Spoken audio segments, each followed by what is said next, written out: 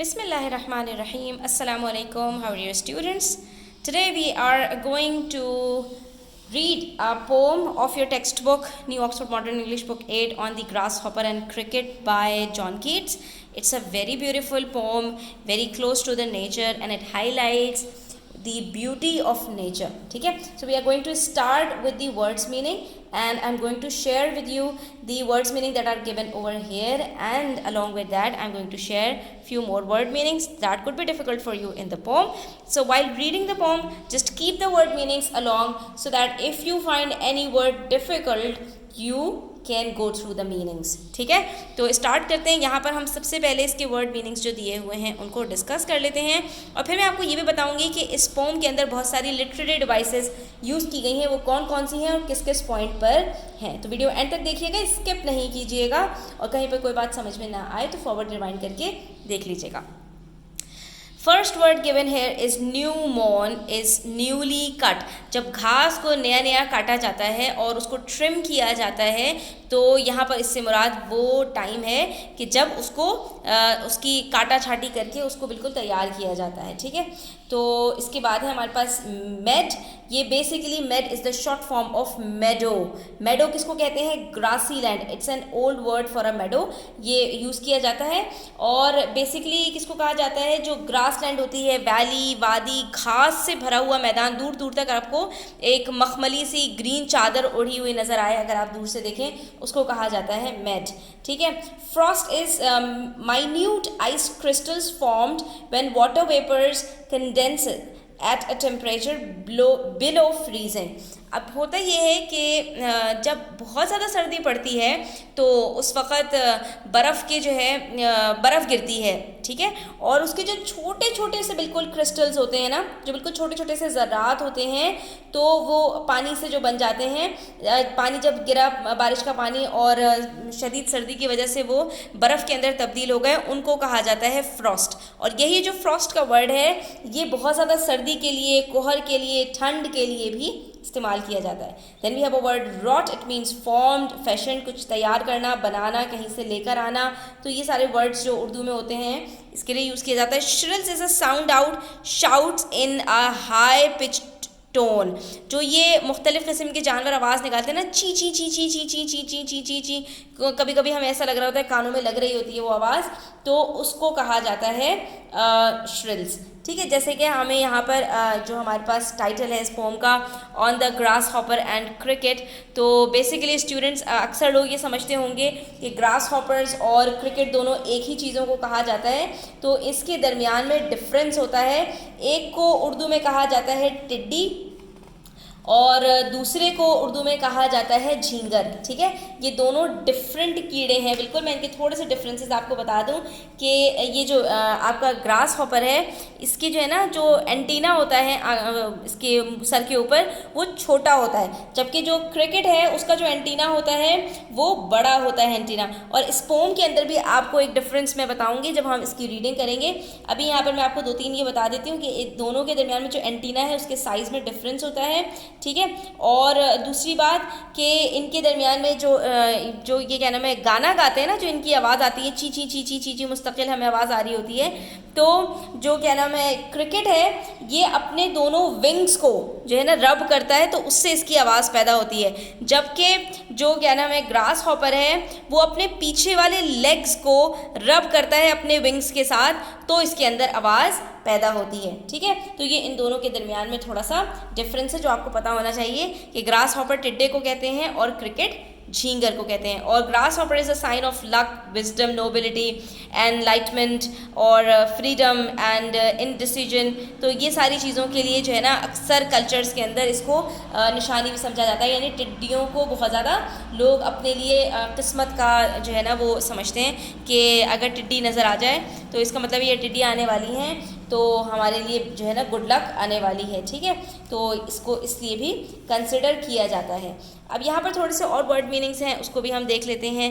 फेंट कहते हैं to get dizzy, weak, feeling low, कमज़ोर हो जाना या बेहोश हो जाना, इसके लिए ये वर्ड यूज़ किया जाता है.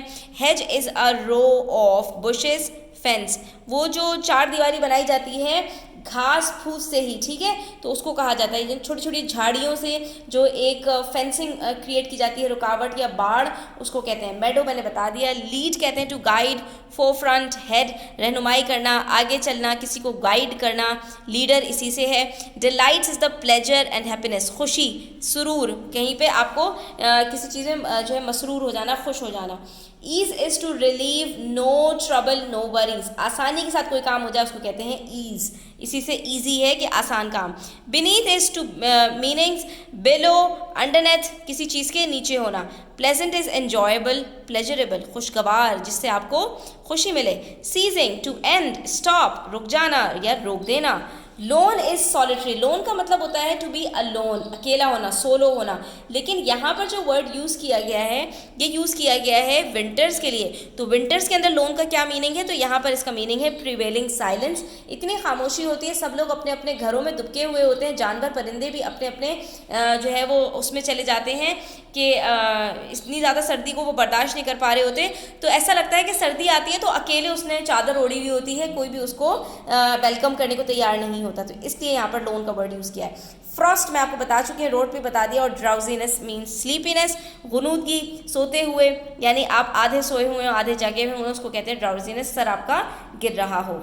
अब थोड़ी सी हम इसके अंदर लिटरेरी डिवाइसेस की बात कर लेते हैं। तो लिटरेरी डिवाइसेस क्या होती हैं कि किसी भी टेक्स्ट को आपके खूबसूरत बनाने के लिए मुख्तलिफ़ किस्म की ये डिवाइसेस यूज़ की जाती हैं, जैसे कि पर्सोनिफिकेशन, जिसके अंदर आप जो इंसानी कैरेक्टरिस्टिक्स हैं उनको नॉन ह्यूमन के साथ एसोसिएट कर दें, यानी एनिमल्स के साथ, बर्ड्स के साथ या अर्थ के साथ, किसी और ऐसी चीज़ के साथ जो है, जैसे कि ज़मीन सो रही है, या जैसे यहाँ पर यूज़ किया है इन्होंने ही का वर्ड यूज़ किया है कि यहाँ पर अभी नज़र आएगा ही टेक्स द लीड। तो ये ही जो है हम यूज़ करते हैं ह्यूमंस के लिए, और नॉन ह्यूमंस के लिए हम इट का वर्ड यूज़ करते हैं, यानी एनिमल्स वगैरह के लिए, लेकिन इन्होंने ग्रास हॉपर के लिए यहाँ पर ही का वर्ड यूज़ किया है, ये पर्सोनिफिकेशन है, ठीक है।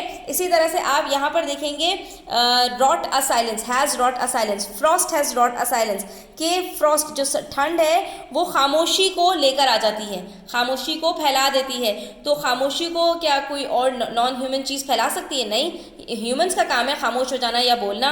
तो ये भी जो है वो इन्होंने यहाँ पर एक पर्सोनिफिकेशन यूज़ की है। इसी तरह से मेटाफर, मेटाफर कहते हैं दो चीज़ों को आपस में कंपेयर करना। तो यहाँ पर अर्थ की पोइट्री को इन्होंने कंपेयर किया है किसके साथ?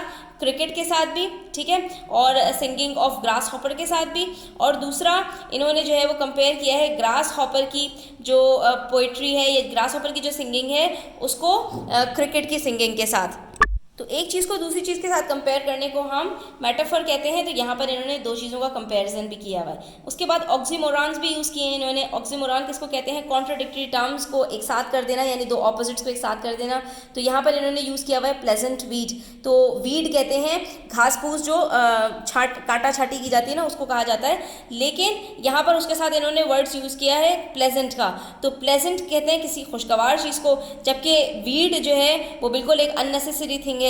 लेकिन यहाँ पर भी उन्होंने वीड को प्लेजेंट इसलिए कहा क्योंकि वो भी एक नेचर का पार्ट है, ठीक है। तो ये भी ऑक्सीमोरॉन्स हैं। उसके बाद एलिट्रेशन कहते हैं सेम कॉन्सोनेंट के साथ जो इनिशियल साउंड्स आती हैं, तो ऐसे वर्ड्स को यूज़ करने से, जैसे कि आप लोग बहुत सारे बचपन में एलिट्रेशंस वगैरह पढ़ते हुए आए होंगे, तो यहाँ पर इन्होंने जो है वो जो यूज़ किए, जैसे वॉइस विल, तो वी और डब्ल्यू दोनों की साउंड जो है वो सेम होती है। इसी तरह से इन्होंने हेज टू हेज, तो यहाँ पर भी दोनों की इनिशियल साउंड सेम है। और इसी तरह से इन्होंने जो है वो यूज़ किया है यहाँ पर विंटर इवनिंग व्हेन, ठीक है, ये जो यूज़ किया है ना WW एक साथ, तो ये सारे क्या हैं? एलिट्रेशंस हैं, सेम कॉन्सोनेंट साउंड्स को एक साथ उन्होंने जमा कर दिया है, ठीक है। उसके बाद इनके में हमें जो है वो दो इन्वर्जन्स भी नज़र आते हैं। इन्वर्जन्स का मतलब होता है जो सेंटेंस का ऑर्डर होता है ना, जिस ऑर्डर में वर्ड्स को जो है उसमें प्लेस करना चाहिए, तो उस ऑर्डर को आप आगे पीछे कर दें, इन्वर्ट कर दें, ठीक है। तो यहाँ पर इन्होंने इसके अंदर भी दो जो है वो यूज़ किए सेंटेंसेज इस तरह के जिसमें इन्वर्जन किया है। The poetry of earth is ceasing never, तो सेंटेंस एक्चुअली कैसा होना चाहिए था? The poetry of earth is never ceasing. इन्होंने इस पोइट्री की खूबसूरती को बरकरार रखने के लिए, इसकी राइम को बरकरार रखने के लिए क्या किया? इसके अंदर इन्वर्जन कर दिया, ठीक है। और इसी तरह से यहाँ पर देख सकते हैं and seems to one in drowsiness half lost, ठीक है। तो इसके अंदर भी इन्होंने इन्वर्जन किया है। तो ये सारी की सारी जो है मैंने आपको इसके अंदर वो बताई लिटरेरी डिवाइसेस, जो आपको अगर आप इसके बारे में लिख रहे हैं पोम के बारे में, तो ये सारी आपको बड़ी काम आ सकती हैं। तो आज की वीडियो यहीं तक रखते हैं। इंशाल्लाह नेक्स्ट वीडियो के अंदर हम इसकी एक्सप्लेनेशन की तरफ जाएंगे, फिर समरी वगैरह डिस्कस करेंगे। तो वीडियो एंड तक देखने का शुक्रिया। अपने फ्रेंड्स के साथ इसको शेयर कीजिएगा। वीडियो अच्छी लगी तो लाइक कीजिएगा, चैनल को सब्सक्राइब कीजिएगा। अपना बहुत ख्याल रखिएगा। अल्लाह हाफिज़।